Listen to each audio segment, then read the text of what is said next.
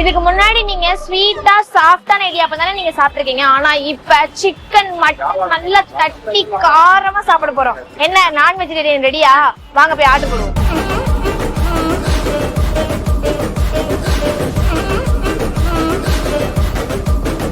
இது முட்டை கொத்து இடியாப்பம். மணலாம் எப்படி செம்மையா இருக்கா பாக்குறதையே டெம்ட் ஆகுதா?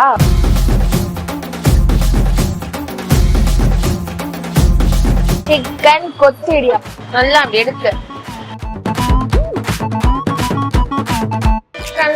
வெங்காயம் தேங்காய் பால் முட்டை எல்லாம் போட்டு நல்லா கொத்தி பெருதா சாப்பிடறதுக்கே செம்மையா இருக்கு. இது வந்து குடல் குழம்பா?